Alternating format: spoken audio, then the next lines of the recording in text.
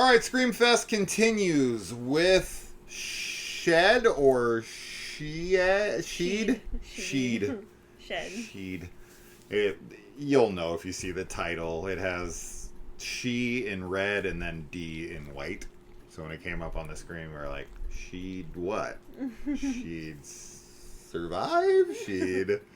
So, this is about a little girl, probably about 8 to 10, and she ends up getting caught in a shed after playing hide and seek with her family, and something happens, and she is stuck out there, and she now has to try to figure out how to get out.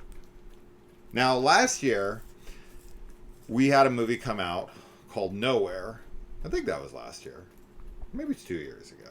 I think that was 2 years ago now, which is kind of crazy, because I think that was the same year as No One Will Save You. I think you're right. Oh, wow. 2 years ago now. And that was about a woman who was pregnant and was stuck in a shipping container. And that was like one of my top 5 favorite films of the year. I fucking loved it. So this kind of setup is definitely geared towards me.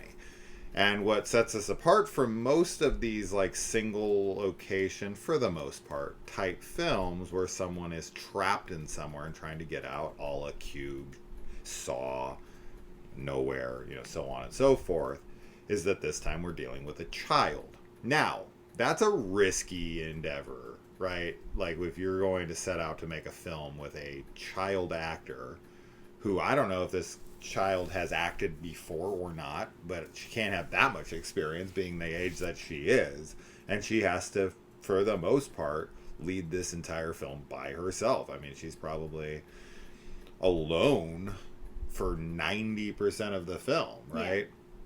Yeah. And that's a tough thing for her to be able to accomplish on her own.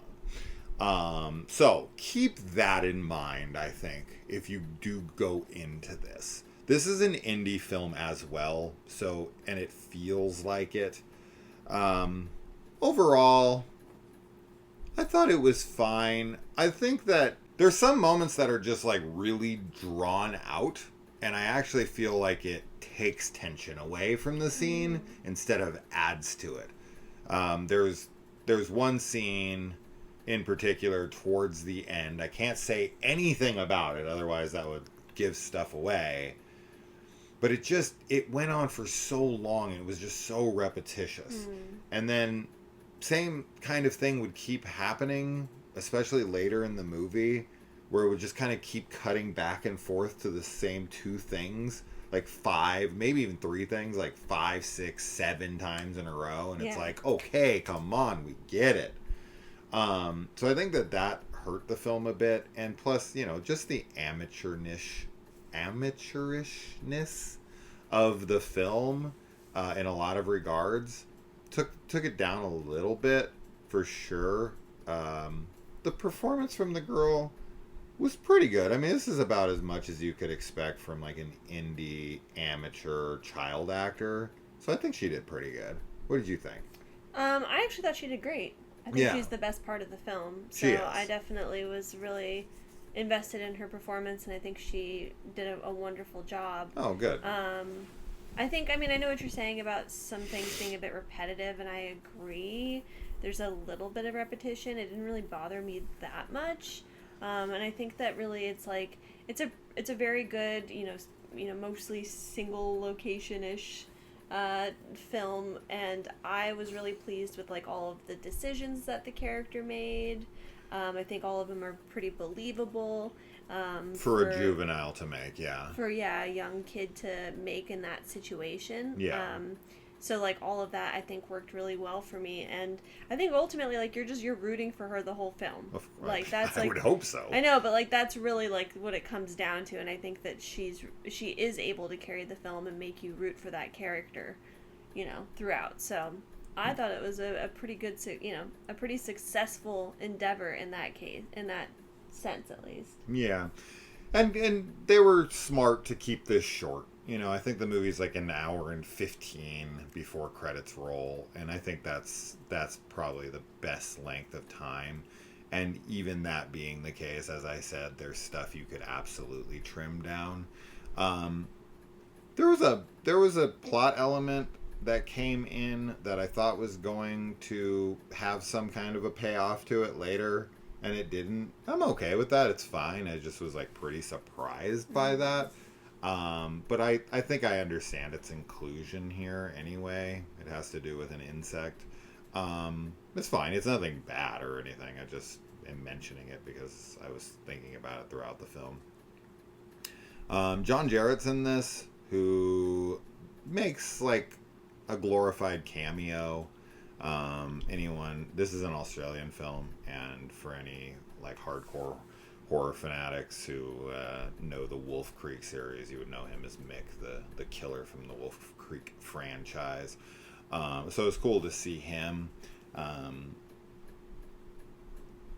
His character decision, I'm not 100% on how I feel about it. I don't know how believable it is, but regardless, you're still like whooping and hollering. Yeah, it's kind like a of thing. hoorah moment. It's definitely like a crowd pleaser moment, but the film does try to be somewhat realistic throughout. I mean, for the most part, I feel like it's really trying to be realistic, and I'm not saying that it's of course possible. It's just, I don't know, maybe, but whatever. Yeah. Yeah, I think if this premise sound like, if you're somebody who's like interested in seeing a kid try to survive a predicament like this, and that doesn't sound like, oh boy, no, not that, then no. Like, if you're somebody who's like, I don't want that kind of movie, then don't watch it. I don't think it's going to win you over. Yeah.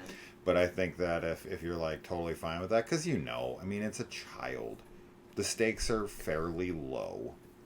And I think that's what probably kills some of the tension in the movie, is that I think ultimately you're like, I think I know where this is probably going, but it is the journey really more of, throughout. So I'm a little lower on it than you. I thought it was fine. I thought it was like a one-time watch, like, okay, yeah, cool. I was never like bored or anything. I was definitely rooting for her. Who the fuck wouldn't root for a child to survive? But, and as you said, I think, and that is kind of the limitation of the film, is that she's a child. And so the movie has to be believable in the way that she would handle things as a child.